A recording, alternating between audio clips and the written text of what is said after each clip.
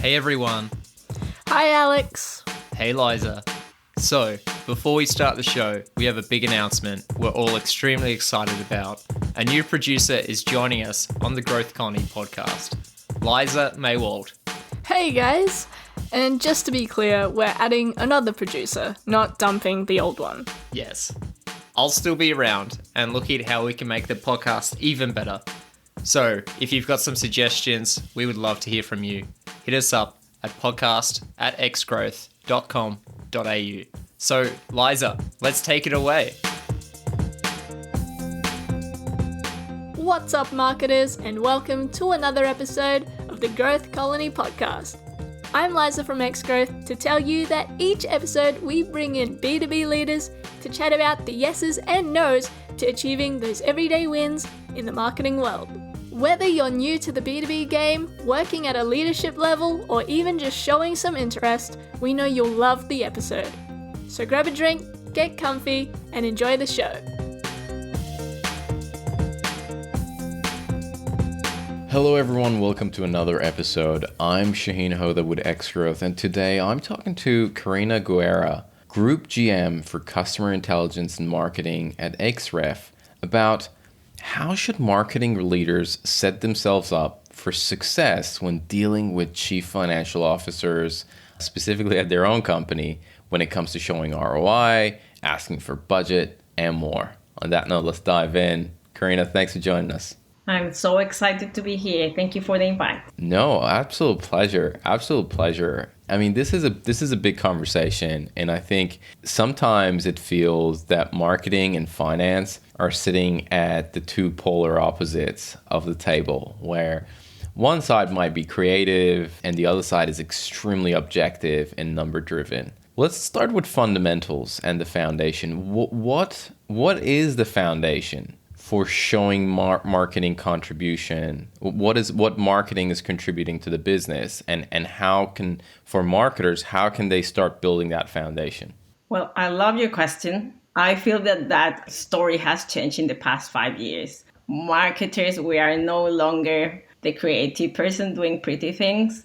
We are much more involved in the data space than many other areas in the organization. So I think that has been a big shift. Particularly in my case, I always want to go to the source of the truth, and that sits in the data, right? So I really like your questions, because what is the foundation? Well, I believe that the foundation, if you want to make a shift in the organization, it really has to come from the top. It is not something that a marketer can wake up with the idea and then go and try to show the entire organization the value of the work. Going back to what we were saying before, it has to be a change in the perception of marketing. It is not just doing pretty things. And I truly believe that if we want to take it further, it's not even a conversation in terms of budget and how much money is giving me this dollar that I am investing in.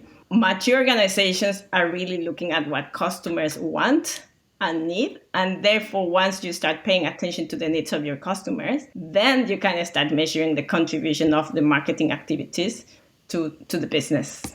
Let's break that down a little bit, right? So you're saying focus on the customer and put metrics around what is important to the customer, and then reflect that to the wider team. Is that what you're suggesting? Yeah, I think that is one of the key components in today's age.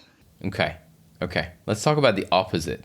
What are some of the things that marketers should not be talking about, especially when it comes to, again, showing the contribution of marketing and dealing with the CFO? What are some of the things that it's like a no, like in your experience, you found that you really shouldn't have that approach, and you need to kind of pivot from certain way of communication, presenting certain type of data? What are some of the things that comes to mind from that angle? So let's talk about B2B marketing, right? So I feel that when you work in a team with marketers, your language tends to be using the lingo all the time. So you are looking at cost per click, CPC, SEO, and we do this naturally and everybody understands us. It makes sense that we talk like this. When you go to your CFO, no, that's a no. That language will not take you anywhere. And have you read the book of 5 Languages of Love? I think that we really I've heard of the book. I haven't read it, but I've heard of the book, and I love where you're going with this. So I really feel that you need to be talking the language of love of finance. What it is very hard for marketers, right? Because we love the talking, and finance only speaks one language, and that language is money, right? Dollars. So when it comes to speaking the same language, it really becomes a difficult conversation, because what marketing does, and again, back to the same point, it is not just a value of dollars. For example, and this is part of my regular conversations. In marketing, we do a lot of branding activities, and those actions have to be taken. You cannot measure in terms of ROI how much money is bringing back to the organization by branding activities. But it is something that we need to continue doing. So in my experience, what we have to do so we can speak the same language, and it may not be the language of love all the time for the finance, we need to agree on metrics that we want to measure. So then we remove all the lingo, all the marketing jargon, and then we can start looking at the metrics that finance cares about, but also with the touch from marketing when we explain or have explained before why this is important. Or a section of your budget, for example, may not be able to be measured in terms of ROI. I can talk about this like for ages, but I think when you have a lead generation campaign, you can measure exact dollars in, how much money you put in there, how many leads you were aiming for. And then you can go and divide cost per lead. You can go into ROI, but for other activities, you will not be able to measure it in an exact number, but it still needs to be added to your conversation. So I believe that the solution is to agree beforehand what those metrics are, and then you can report on them constantly, because finance likes that. Finance needs context. Like, is this giving me a better perception in the customer? I'll let you continue, because I can talk for ages. How do you? No. This is good. This is a good topic, and you talked about how when it comes to branding, hey, there's not going to be any ROI. At least there's not going to be any immediate ROI that it's easily measurable. So how do you have that conversation? Do you think that it really needs to be a buy-in from the CEO, for the CEO to come and say, hey, I get this. We don't need to see ROI. We need to do branding work, but we don't need to see ROI. For the CEO to kind of chip in to support marketing in front of finance? Do you think it is 100% marketing's job? How do you kind of set that expectation with the finance team that these buckets of work we're not going to be able to show you ROI? I think it is an education process, and it also comes from your previous work. You have been collecting data for a while. To give you some examples, I know that in my lead generation activity that I run, specific campaigns will be low-hanging fruit, like more bottom of the funnel type of lead generation. But I know that I need to maintain these other activities. So based on the data from the past 2.5 years, then I can have these conversations at the beginning of the financial year. And then we can define, expect ROI from this section of the budget. This additional budget cannot be measured in ROI. I recently attended a conference in marketing analytics, and Jeremy, CMO of Telstra, he was showing his pyramid on how they also have like branding at the top of the pyramid, and then at the bottom of the pyramid they have budget for campaigns, and that everybody in Telstra, for example, and I like to say Telstra because it is a huge organization, everybody knows when there's marketing activities running, which part of the triangle that marketing activity belongs to. So this is why we go back to how do we solve this problem? I think first we need to understand it internally in the team, what is what you are doing, and then you need to communicate it. I think if you are clear in what the goals are, it will be easier to get a secure budget for those activities that may not necessarily be measured in terms of ROI. Okay. When it comes to ROI, do you usually, is your language usually just leads to the sales team, to the finance team? And you're saying, hey, we ran this maybe activate, let's call it activation campaign, and these are the leads that we got. Is that the only measure that you kind of communicate with the finance team, or are there other things that you talk about? No, I think CFOs, especially, they really care about ROI, like the big metrics. I made an investment in this campaign. What is the return, right? What is, again, back to the language of law, what's the dollar factor associated with it? But especially in B2B, I think we need to be very conscious that life cycles could be very long. So how do you deal with that? Exactly. It may take a while for you to see what that ROI is. So there are some metrics, and it depends on where the organizations are. I have worked for different organizations. When these concepts are very new, I suggest that you start measuring leads, for example, because you are going through this journey of educating, right?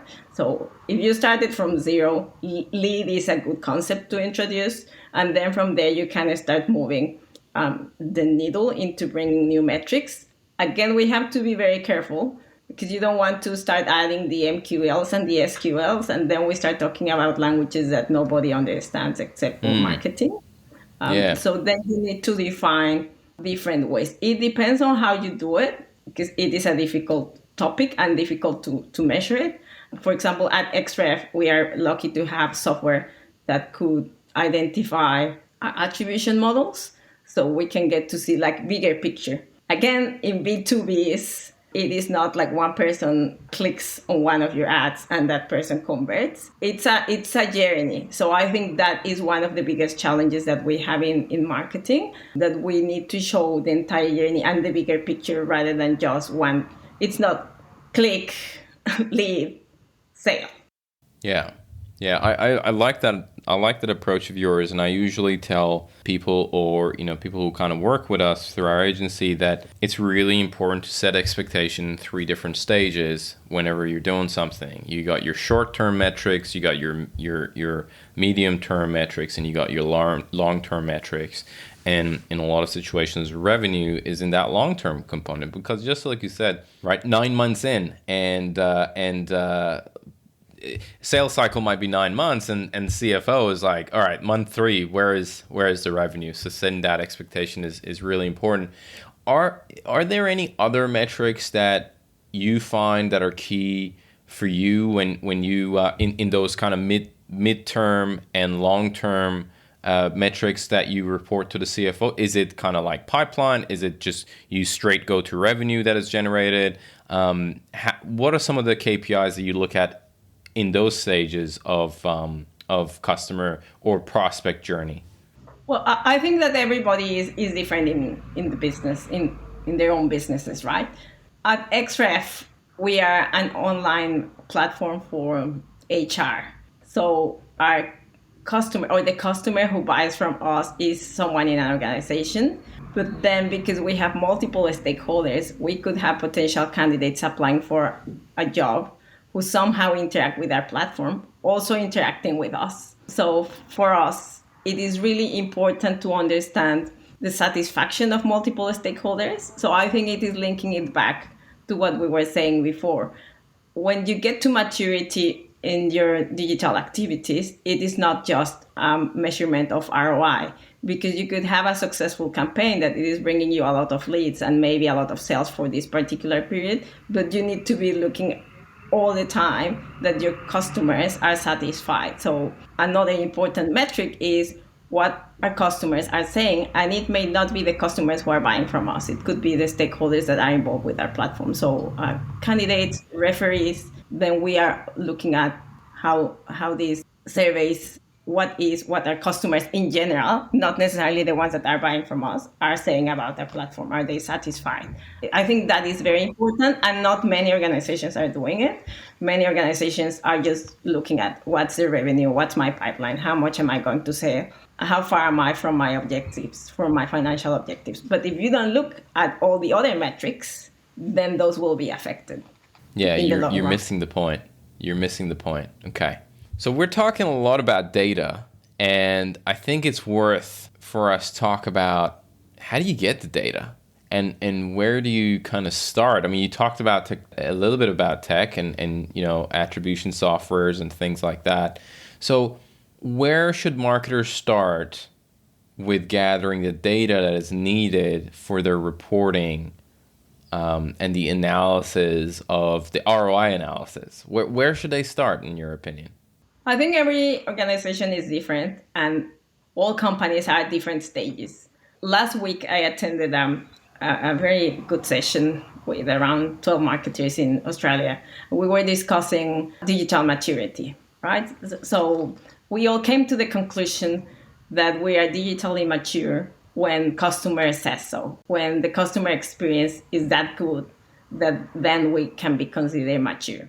To what I deferred, because I said we will always be behind depending on the budget or resources that you have at your organization. Like if we compare to what Facebook is doing or wants to do with their Meta, we could be miles away from what they are doing or what they will be doing. But if we define what we want to do, then we can work towards that, and then we become more mature.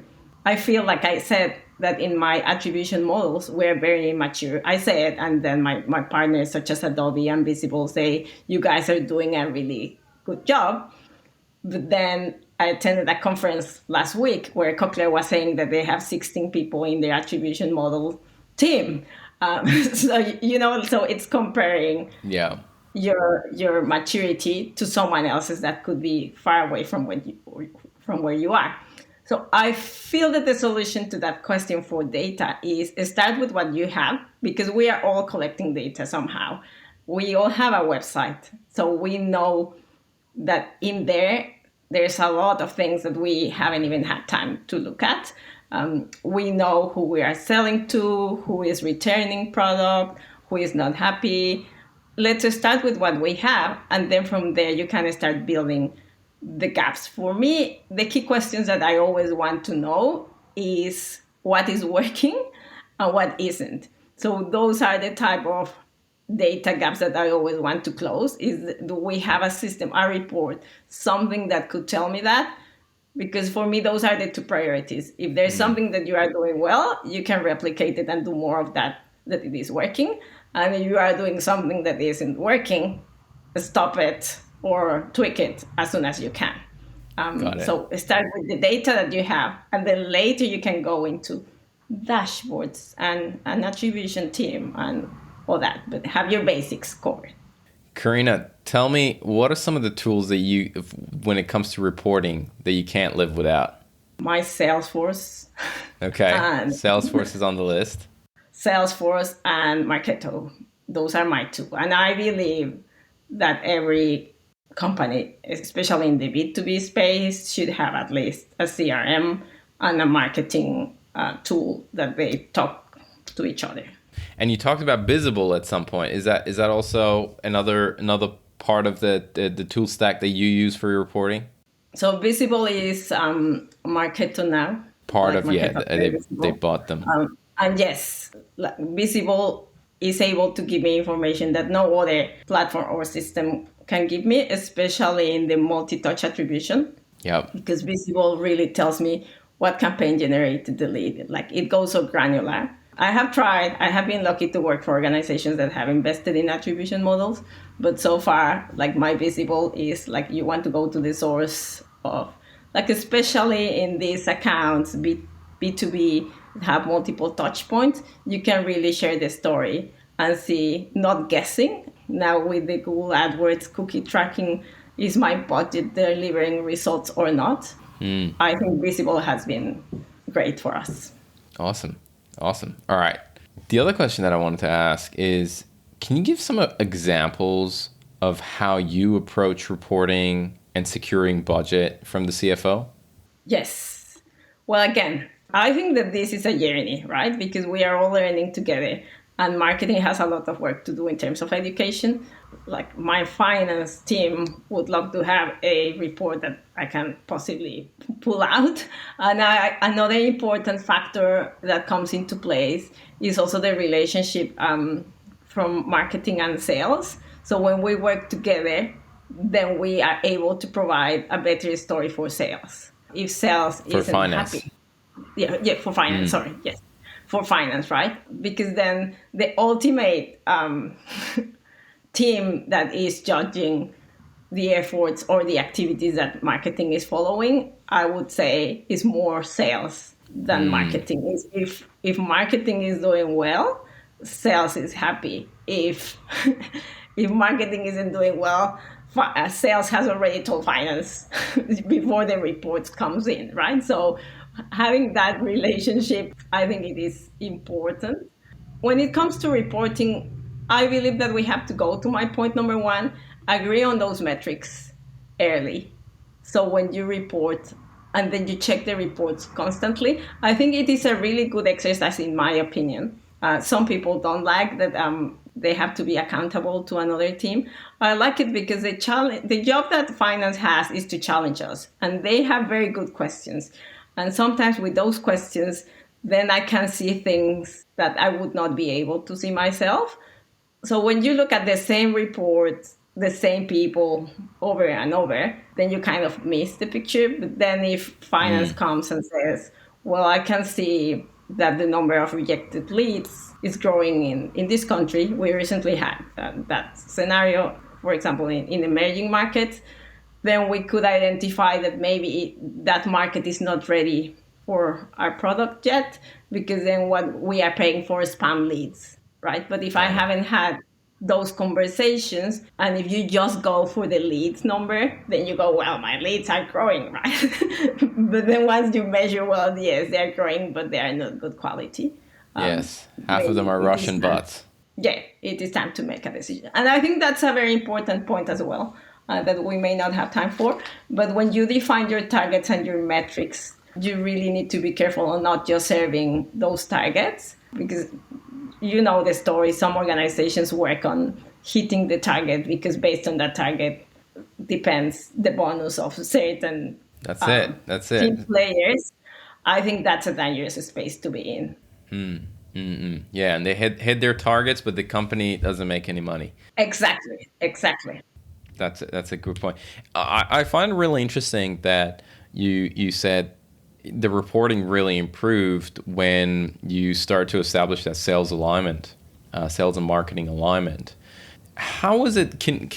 Would it be? It might be a little bit tricky to do so, but how was it before and after? Like how was the reporting done, and what was the situation like before that alignment? You and the team start working on that sales and marketing alignment versus before. And I know this is tricky because you might say, oh, thank goodness from early on there was a lot of alignment in the organization. But, is there anything that you can add to that before and after kind of situation? So I think we really went into this digital mode when COVID hit.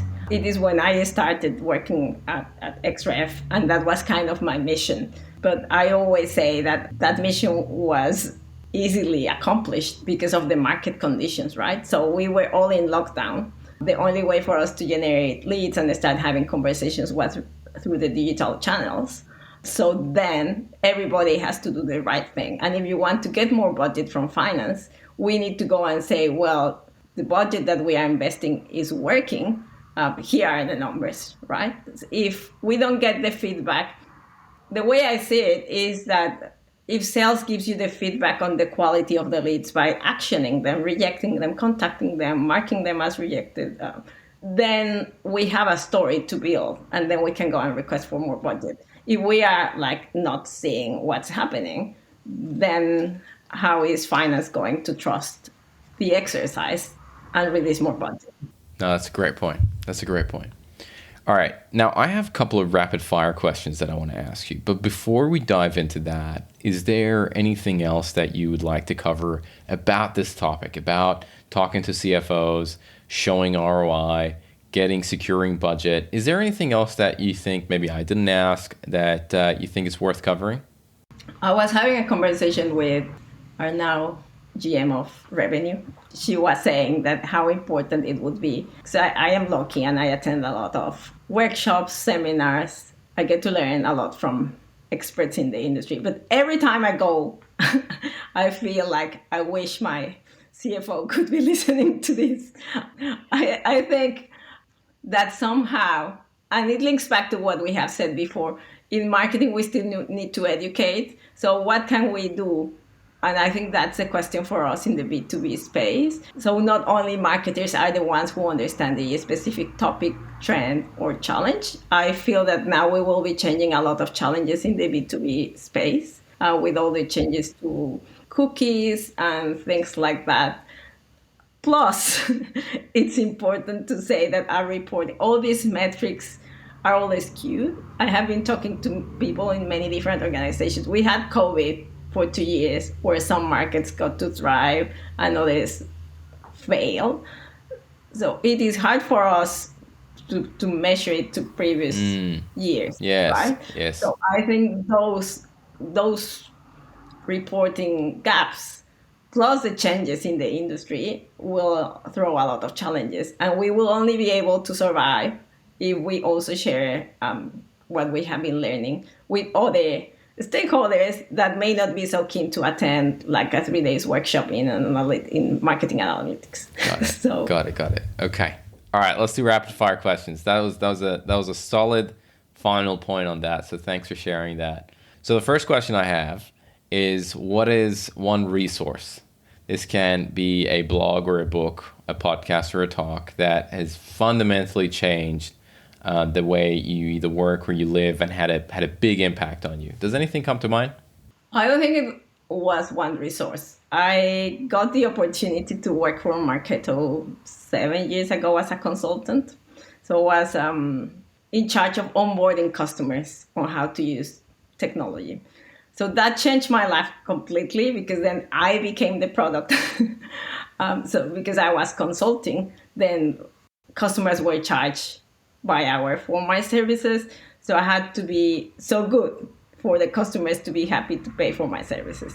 And I think in that journey, I was able to work for Helen Doe, and the way how she would work with her team and want us all to thrive, give us all the tools. Like if we had a gap, if a customer complained of something from anybody in the team, she would go and find resources, tools, training for us to work on that specific gap so we could thrive. So I think that changed the way I operate in my entire life. Pretty much learned that nobody's perfect and there will always be gaps. So go and work in that gap and always try to be the best on you that you could be. I love it. Okay. Question number 2. If you could only give one piece of advice to B2B marketers, what would it be? I think that in marketing in general, there's always so many things that we can do. And we tend to feel like we never have all the resources, right? We don't have the team that we wish that could write all this amazing content that we would like to write. Or we don't have this budget to go and run this campaign. I think prioritize, define what is going to give you the highest value, and then you can concentrate on one specific thing when you truly believe, and also try to back it up with data that will bring results. I love it. Question number 3, who are some of the influencers in this space that you follow? So I have been doing digital marketing for many, many years. I think before it even had a name. So I have been following Avinash in the digital space. He's very good at working with attribution models.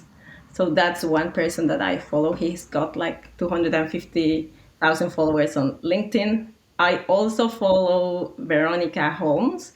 She's an Australian Marketo expert. I work with her and she's amazing. She's so passionate about marketing tech. I follow her. Got it. Well, that's awesome. We'll definitely put these people in the show notes. Last thing is, what is something that excites you about B2B today? Well, I think that we are all pushed to be doing a great job. When it comes to content production, our content really needs to be amazing because we are competing against like the Forbes of the world, right? When it comes to producing content.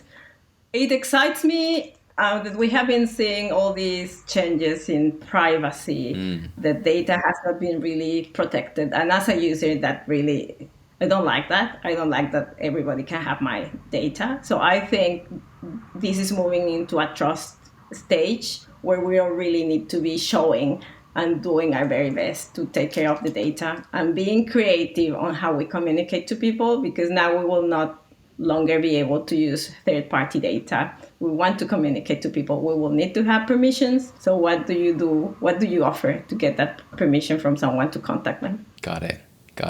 Karina, this has been an awesome conversation. And I think you've shared a lot of great things about attribution, about showing ROI, and a lot more. So thank you so much for coming on the podcast. I really appreciate your time. It's been a pleasure. Thank you. We just dropped the first in-depth study into account-based marketing in the region.